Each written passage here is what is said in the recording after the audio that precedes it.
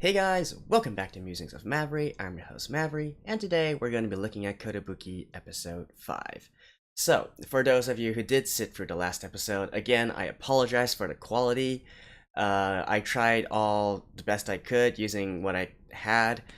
It still turned out to be pretty damn shitty, but I figured since I already recorded it, I would upload it anyways. But as you can see, I'm back in my home, so everything should be fine now.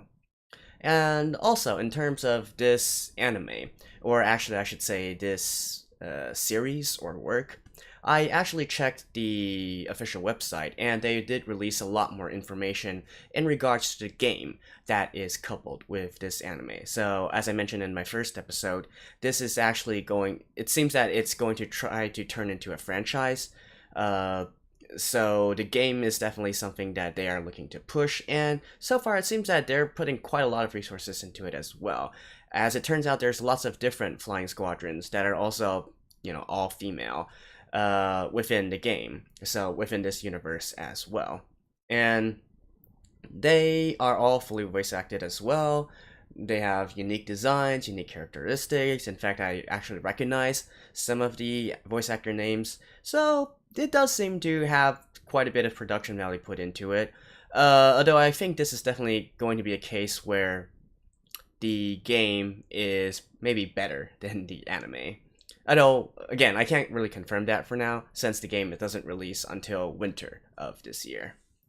Beyond that, there's really not much to talk about for this episode since we just finished a sort of like mini arc last episode, and really, from what we've seen so far, it definitely isn't a series that takes itself too seriously, so at this point, anything can happen, really.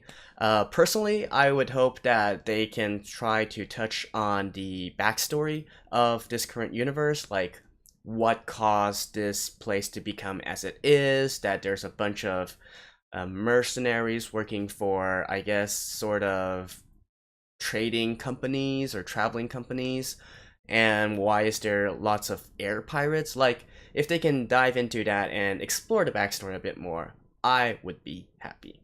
But in any case, let's just find out together. So I skipped the opening, and let's begin in 3, 2, 1, play.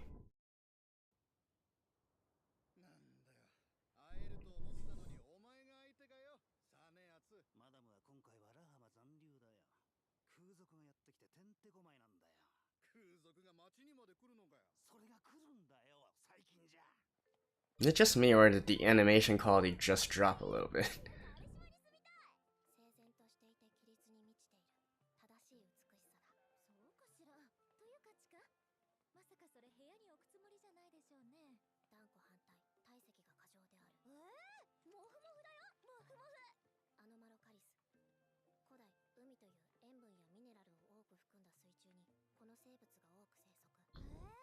Huh?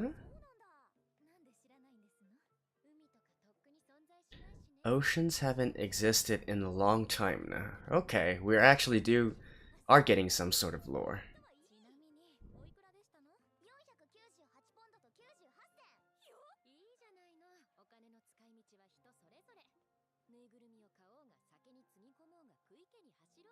Huh. So there's probably eating pancakes. Yep.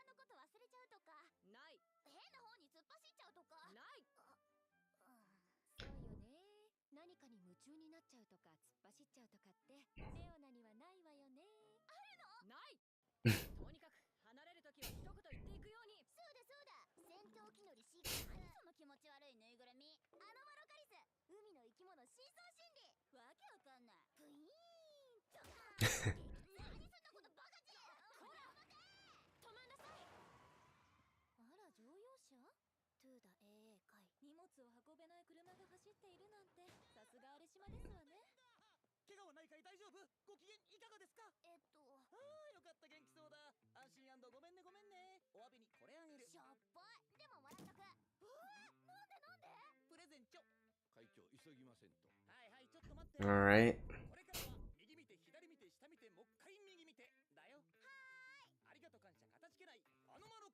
The animation really seems a little bit weird this episode. A little bit off.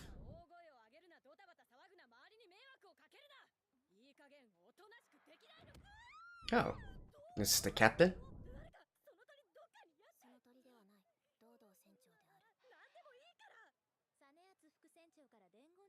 Oh, Rihanna can't handle birds?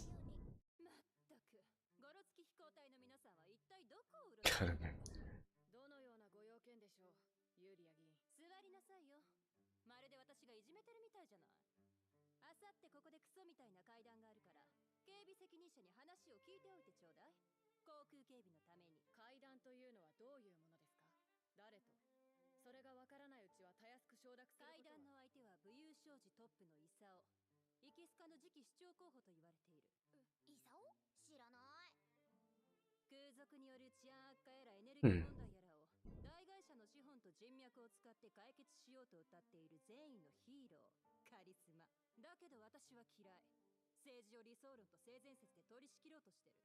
妙な運と財力だけで世界を渡ってる。世界で一番ずる賢いタイプ。受けると思ってる手品。Oh, don't tell me it's the guy they just met. 政治にごちゃごちゃ口挟んでくるんでこっちは大迷惑。この階段だって最悪。本当はクソくらいって言いたいとこだけど、逃げたと思われるのは嫌だから受けただけ。そもそもあいつが提唱するような国家統一連合構想とか共通の利益とか正義と安全と義務と権利とかクソだから。本気で考えてるならアップラパーだから。おまけに最近評議会の中でもイサオになびく奴らが出てきてよもす。我慢して階段に出る以上はあいつの首。What is your problem, woman? そのためには評議会と武勇将士の接近を喜ばない空賊の奴ら。本当に空賊なのかどうか分かったもんじゃないけど、それに備える必要があるわけ。イサオと仲良くする必要はないけど、空賊に邪魔されるのは論外。なぜだかあいつらに何でもかんでも情報ダダ漏れはするし、たとえイサオのカス野郎を守ることもね。あれ島から警備隊は出ないんですの？出る気。 That was like a long rant, actually.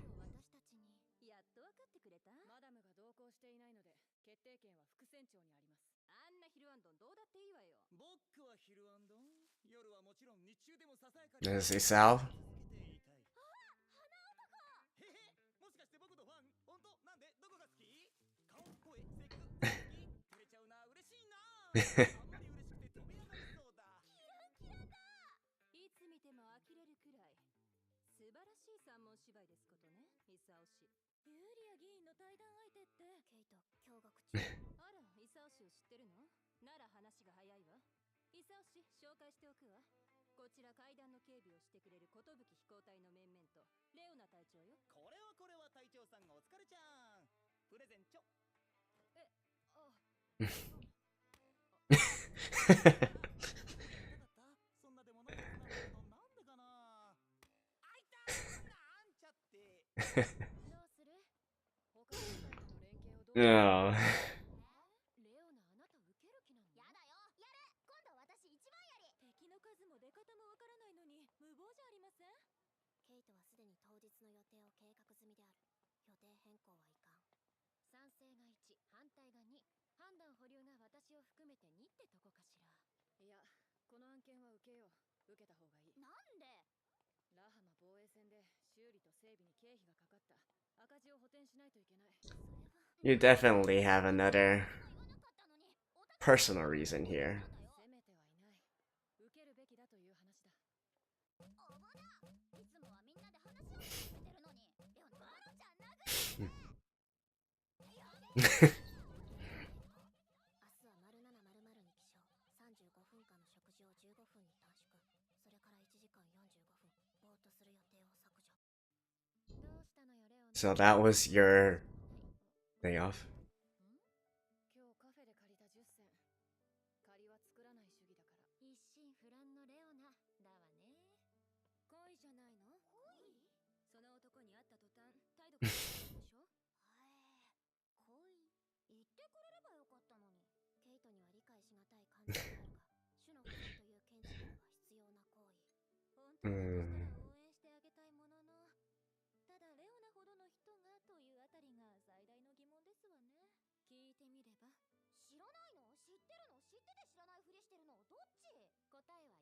つまり知らない。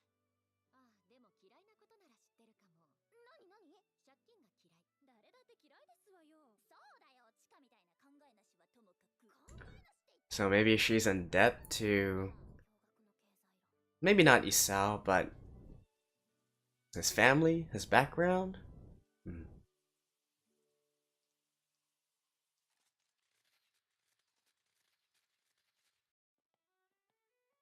あら、疾風陣雷のキリエが深刻な顔してる。大丈夫なの？仕事があるんでしょ？恋って横暴になるもの？あれは羽衣丸の。なんだよ、邪魔だな。邪魔が増えてるぞ。いい風に。マジだ。こっちはやめたり落ちたり。栄えあるナサリン飛行隊もたった2人になっちまったっていうのによ。飛行隊と名乗っていいものかどうか悩ましいところだな。およ。誰だっけ？なんつったっけ？ナサリン飛行隊だ。元気だったんだ。よかったじゃん。別の部隊に曲がりの身だよ。あのさ、教えてよ。恋って横暴になるもの？ Alright. 自由意志ってものを優先したいんだね。何か含みのある言い方ね。自由って結局不自由だし、何でもやっていいよって言われると案外何にもできないし、制限も責任もついてくるし、そういうことちゃんとやれる人って案外少ないんだよね。結局やりたいことばっかり言い出して収集つかないみたいな。いわばバーベキューで好きなもの焼き出して全部焦げ焦げみたいな感じかな。順番に焼くとして、そのルールを決めるのは誰？ルールや権利を悪用するやつだって出てくる。その通り。ルール反対。キリエ、実は女子と気が合うんじゃない？やだ。僕は世界は美しいものだと思ってる、信じてる、確信してる。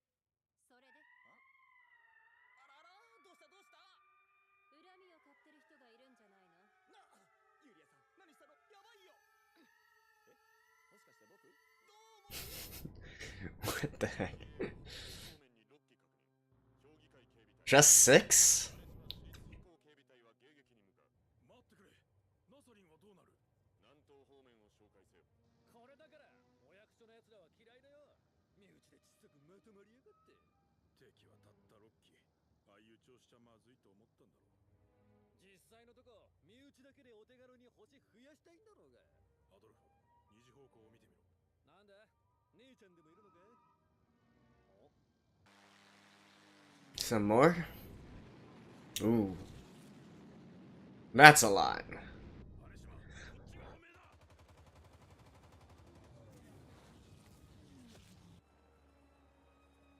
And here's Kotobuki. まんまと引っかかったわけか。もう一つ悪い話していい？何かしら。敵の情報だけど52が20機、多分爆撃機が 2052s. こちらはナサリンを含めても8機。おとりに引っかかったコウム飛行隊が合流するまで足止めできるから。足止めだって？ごめん。でも前期撃墜に決まってんじゃん。 I have to say, the radar that these guys are using sucks. Like, how many times has it been that they fell for this kind of trick? どうにもこうにも多勢に無勢じゃないかよ。寿が来れば。この数だぜ。ここでくたばるわけにはいかない。ナサリン飛行隊復活のために。復活の前にどうやったら生き延びられる？ Really? Really? やばいよ。まさか本当に空賊が来るとは思わなかったよ。誰が狙いなんだろう。やっぱユーリアさんだよね。大物だし人気者だし、やっぱそうだよね。そうに決まり。何その旗迷惑なお世辞。それともアッパラパーなの？はーい、アッパラパーでーす。ははー、睨まれちゃった。空賊より怖いな。ちびっちゃわない？大丈夫？ギリギリでございます。コトブキと。およそ7分後に。Julia, just slap that dude. 玉切れで。こっちももう看板だ。俺は逃げるぜ。命あってのものだねだ。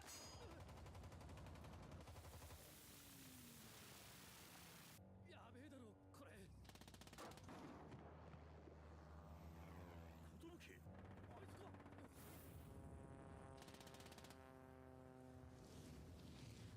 大丈夫？結構大きな穴開いてるわよ。くそ、お前ら俺たちに苦労させといていいとこかっさらっていくつもりだろ。ご明察ですわ。空港までおお送りできませんけどご無事で。当たり前だ。バイバ52の速さはハヤブサより上だ。同行の爆撃機はイ。4式重爆と推測。 Time for heavy bombers. 油断するな。ありがとうキリエ。遅いわよ。ちゃんと編隊組んで。ごめん。さっき突っ込んでったのがパンケーキのお嬢ちゃんだとばっかり。連携を欠いた味方は敵より敵になる。それを知らない寿じゃあるまい。なんだこいつ。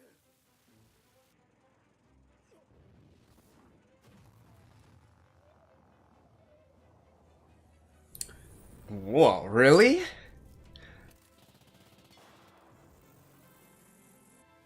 That was a cool move. Again, not quite sure about the authenticity of it.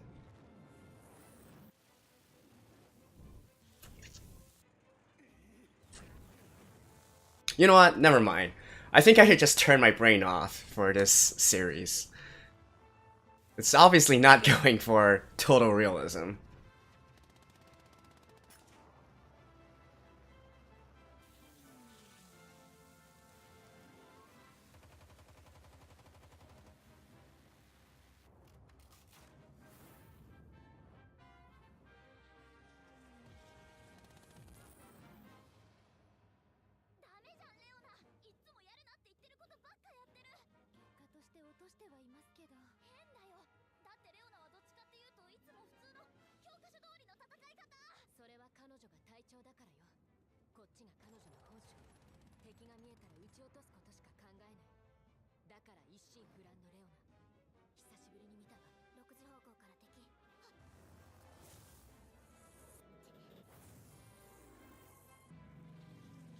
Oh, and here's the heavy bombers.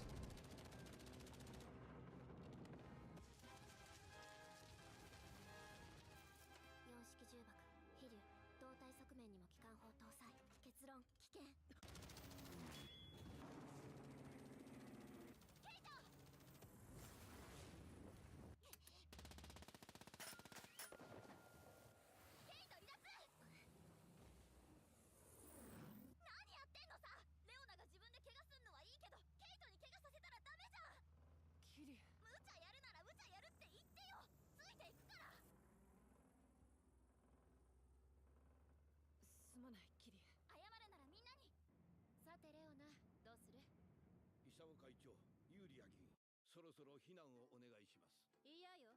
とおっしゃいますと？避難しない。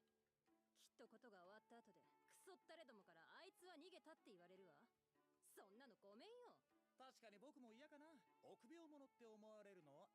それではいかがいたしましょう。おい、僕って昔何してたっけ？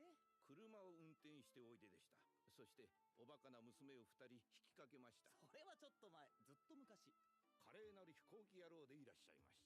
Really? もしかしてだよ。もしかして僕もそれに乗って戦えるんじゃない？あれ？やむを得ませんな。よし、決まりだ。天上の奇術師の復活でございます。待ちなさい。心配ご無用。昔取った絹塚ってやつだ。 We never forget. ところで絹塚って何？それについては後ほど改めて。了解。 This guy. I can kind of understand Julia's rant now. という名前で大企業の会長になった戦闘機乗りは一人しかいない。向こうはレオナのこと覚えてませんの？わからない。だったら借りなんか返さなくても構わないじゃありませんの。踏み倒し。ダメだ。レオナは借りを作るのは嫌いだから。よし。みんなで穴を開けてくれ。私が突っ込んで飛竜を狙う。了解。荒れ島に近づけるな。Hmm.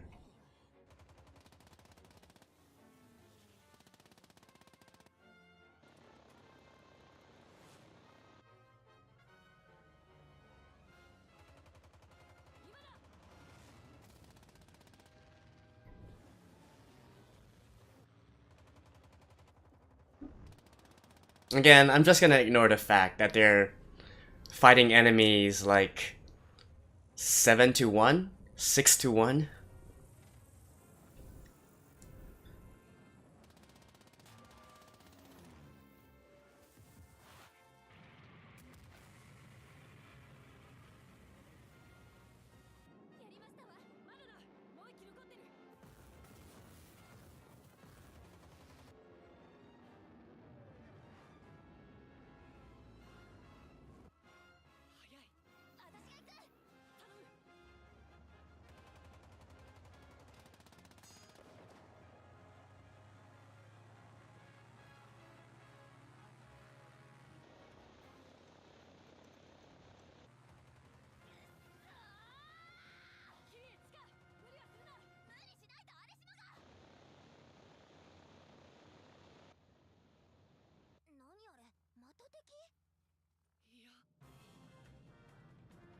Whoa.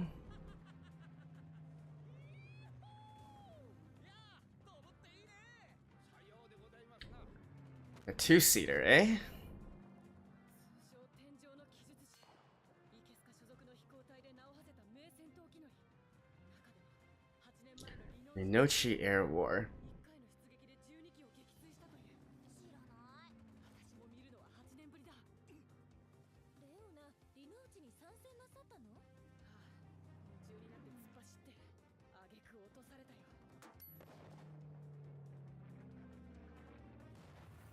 That is an interesting looking plane.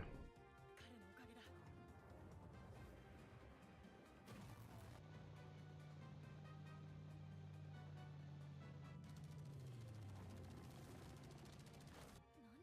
撃てばいいのに。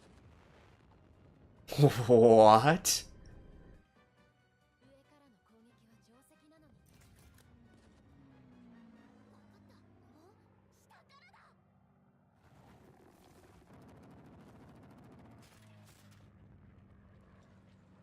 お見事でございます。これぞまさに天上の奇術師。しまった。調子をおこしになるからですぞ。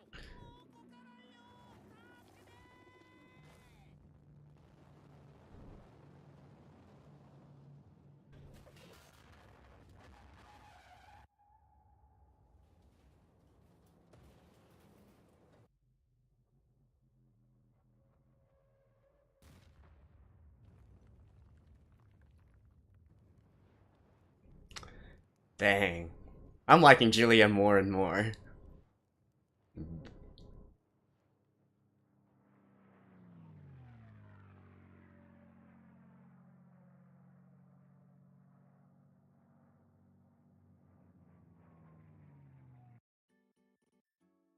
Wait, that's it?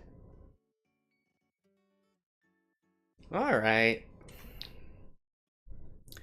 Alrighty, that was episode 5 of Kotobuki. And I have to say, I actually quite enjoyed this episode. It definitely had a good amount of both humor and cool dogfights, and we also got to see some backstory as well, which I'll talk about in a while. But first of all, let's make sure that we know what we're dealing with, right, in terms of the fighters, because, you know, still, it is a military-based anime with elements of realism, so let's get through that first. I was initially thrown off by when they mentioned the 52s, but I think what they actually mean is the Model 52s. So those planes that the pirates were flying should be the infamous Zeros, right? So finally 5 episodes in, and we get the most famous Japanese aircraft of World War II. I guess don't really need to explain or talk much about the Zero. They're fast, they're maneuverable, etc., etc. About on the same level as the Hayabusas, about same technological level. So that was that even match. Although in this case, our girls were still outnumbered once again. At least it's not that big of a technological gap. The bomber, not really much to talk about there. The Army Type 4, also called the Flying Dragon. It's, I guess its biggest claim to fame is that it's heavily armored, and that's about it.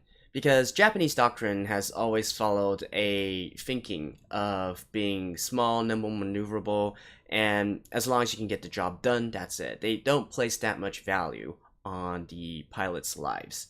So the Type 4 was sort of a innovation, I guess you could say, on the Japanese part, at least for Japanese aircraft, in that it was heavily armored and sort of prioritized the safety of the pilots. And finally, the one that I had the most trouble with was the plane that Isao was flying. You know, you would think that it had a very signature inverted gull wing, so it should have been fairly easy to recognize what plane that was, but I initially thought it was an F4U Corsair, the American plane, but Corsairs don't come in double-seaters. So after digging around a bit, I believe that is actually the B-7A Ryusei, which means shooting star. That one is not a fighter, actually. It's a torpedo/dive bomber, but apparently it has the capabilities of a fighter as well, at least the maneuverabilities. So that's the one I'm going with right now. And of course, correct me if I'm wrong, but I do believe that's because there aren't that many inverted gull-wing aircraft in World War II. So I believe it should be the USA. So yeah, beyond that, the dogfighting in this episode, again, I feel like right now we really shouldn't think too much about whether the dogfights are realistic or not in terms of what they can actually do. I feel like it's better to go into the series just looking at it as how cool it can be, right? We want to see a cool dogfight and not really think too much about whether this makes sense or not. And, there are two scenes here in this episode that I thought were really cool, albeit maybe a bit impractical. One was when Riona flew up straight into the sun, basically did a stall, and then reversed her aircraft and came back to, basically dive upon the enemy fighters. Could that be possible? Theoretically possible? I guess yes. Would there have been a better way to do it? Maybe also yes. But at the same time, it looked cool, right? So, I feel like at this point, as long as it looks cool, I don't want to criticize it too much, right? It's definitely not a series that's going for 100% military accuracy. So, hey, it was enjoyable to watch. The other maneuver would be when Isao tried to take down the last bomber. That one was a little bit more unbelievable to me, right? He basically reversed his aircraft and did a loop-de-loop. Actually, not a loop-de-loop, but you guys know which one I'm talking about. Basically, a plane here, and then right in front of the plane, and then I guess he basically stalled underneath the bomber to then attack the underbelly of the bomber. I'm really not sure. Like, that one is a little bit more unbelievable to me in terms of, the G-forces that are involved, in terms of practicality. You really want to do this kind of maneuver right in plain sight of your enemy, like they know where you're coming from. The general concept is good, right? Because bombers are most vulnerable at their underbellies. There's generally no protection there. Some more modern bombers might have in machine guns underneath the aircraft, but I don't believe the Flying Dragon had any of those kinds of armaments. At least within this anime, we didn't see it, anyways. So the concept is fine, but the actual execution of it, I felt was a little bit too unbelievable. Maybe something from Sideways or something might have been. Anyways.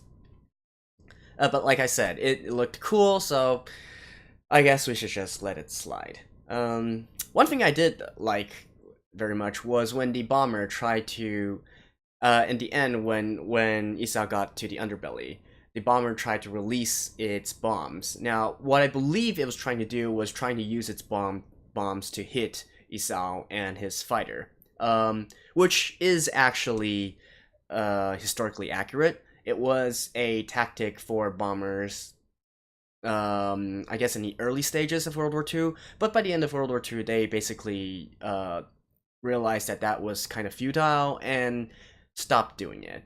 But again, as a last resort, I like that they actually thought of doing that. Or they could also just be trying to release their armaments, release their bombs, so that they can reduce weight and make themselves a little bit faster, a little bit more maneuverable. Either way, I do believe that they were trying to hit the fighter using the bombs, which I felt was a little nice touch. And besides that, I guess the big thing in this episode is we learn a little bit more about the world, the backstory, and I guess the politics of this current world setting. Now, first of all, no oceans. That is like, no, you really can't even defend that, right? If the Earth had no oceans, the Earth would not exist, right? there's too much that hinges on the oceans, including regulating the Earth's temperature, including oxygen, including the water cycle, formation of clouds, etc., etc.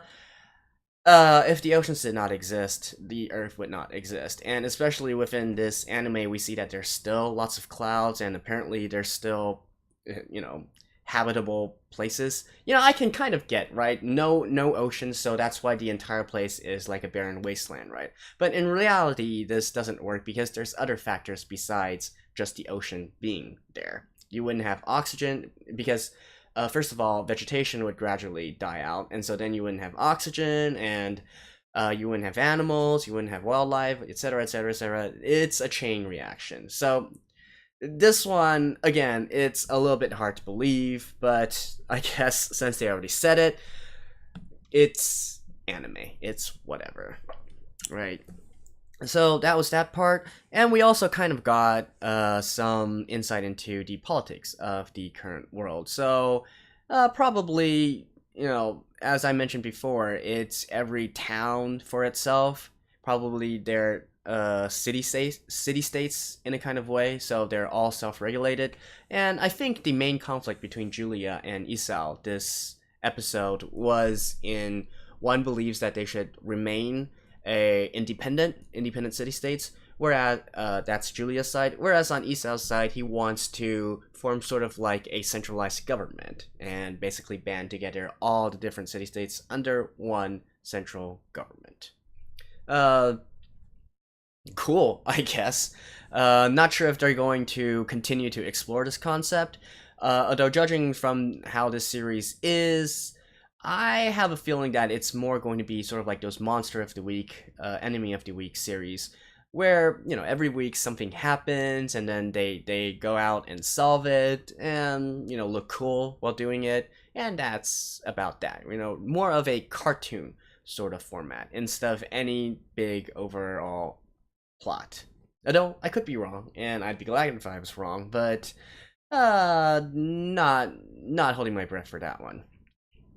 By the way, I do love Isao's performance in this episode, and actually he is the voice actor behind Isao is actually, probably the most famous of all the voice actors that have appeared so far. Konishi Katsuyuki.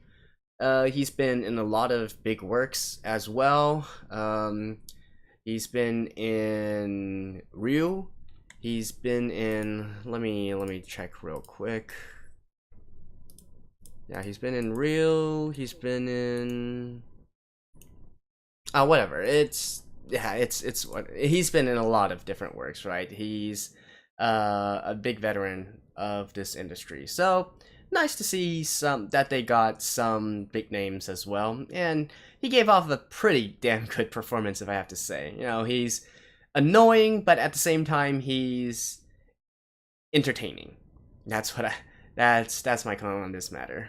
And also the voice actor for Julia, I thought was also great, especially during her rant. That was a pretty awesome rant, to be honest. And I'm actually really warming up to Julia's character, right? She's badass, right? She gives no Fs. She's harsh on the tongue, but at the same time, she has the backbone to back it up. She has the guts to back it up. So I like her. And apparently she is kind of fond of Kotobuki as well. So I have a feeling we're gonna see her more and more in the future. So that's my review for this episode. Again, I do like the sprinkling of humor as well as the cool dog fights and stuff. I feel like the humor in this episode, I wouldn't really say it's forced. I thought it was funny, right? The pacing and the timing of the jokes, it seemed good to me. So yeah, definitely, I have to say, this is probably one of my favorite episodes overall out of these 5 episodes. Maybe the first episode still, due to its novelty, might rank a little bit higher, but I really did enjoy this episode. So that concludes my review. Let me know what you guys think, and if nothing else, I'll see you guys next time.